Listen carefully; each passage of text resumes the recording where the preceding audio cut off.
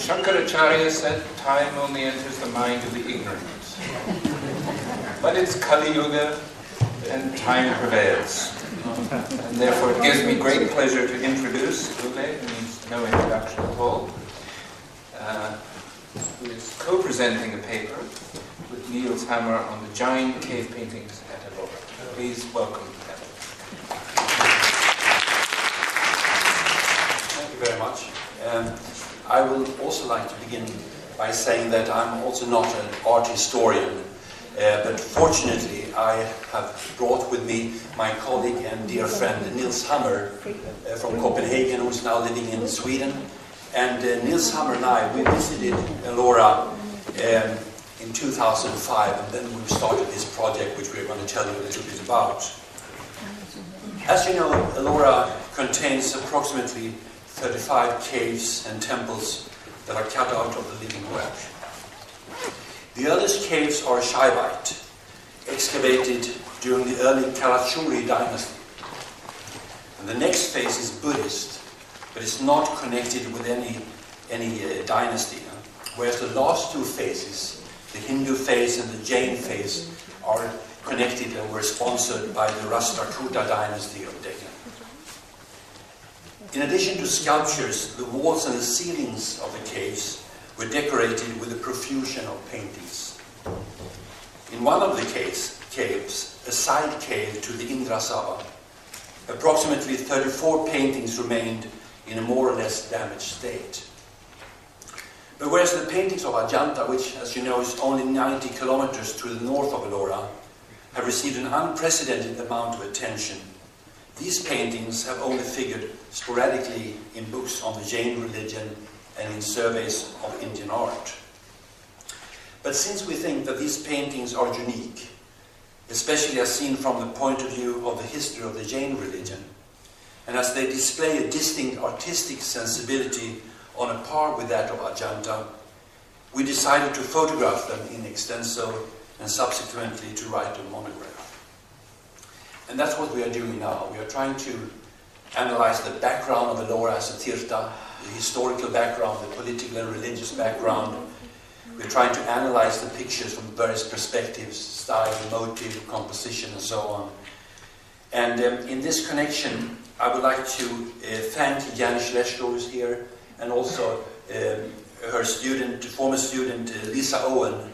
Especially Lisa Owen's been very, very kind to us and helped us with everything from practical matters to reference to books and journals. And Lisa Owen has also pointed out in an article published in the Jaina Manjari that the overall ideological theme connecting the various sculptures and paintings is that of the Samavasarana, which we come to. So that has been very helpful in analyzing these pictures. Now, what we're going to do now is a very brief, simple lecture we're going to give. Is just to show you some pictures, 5 or 6 pictures. And one way of analyzing this is from the perspective of rasa, as articulated in facial expressions and bodily gestures of humans, vidyavaras, gods and tirthankaras, which are shown in these pictures. And as pointed out, the Jains didn't develop any aesthetic theory of their own. As we know, for example, the great Shvetambara author Hemachandra, dependent, for example, on Abhinavagupta's commentaries on the Natya Shastra, etc. And on the Digambara side, Jinasena was well familiar with the theory of rasa, as in his transformation of Kalidasa's Meghaduta. Jinasena was also, interestingly enough, the preceptor of King Amogavarsha, who besides commissioning the excavation of the Jain caves, also authored a book on poetics. Now, so we're going to give a few illustrations of different rasas. First, we're going to show 2 pictures of Bahubali and Parshva, illustrating beyond rasa, the rasa, so to speak. These are Vitaragas, or transcended rasa anyway. Then we're going to show one picture, a famous one of Indra dancing, illustrating Shanta rasa.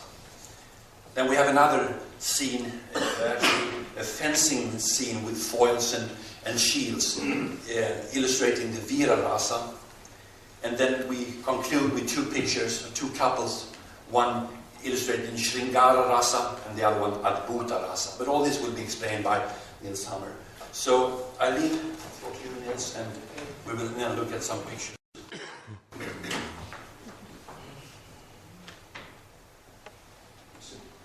Maybe a bit too light. Yeah. Can you see anything?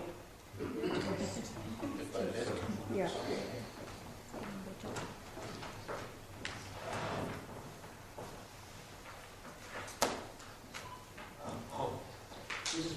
This is Bahubali.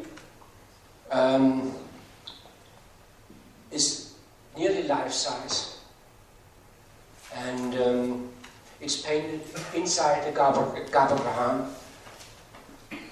On the right side, when you enter the door, and you can see it has a very big Prabha mandala.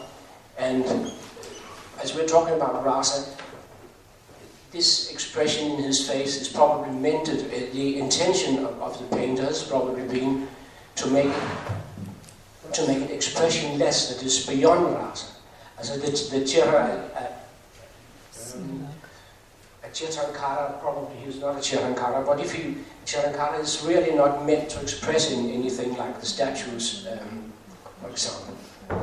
So this is, the style of this painting is different from the styles of the paintings in the ceiling.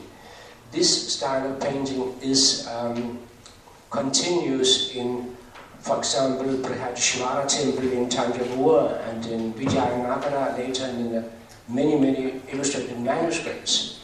It is characterized by being nearly flat. There are very little three-dimensionality present. This little picture here is, of course, not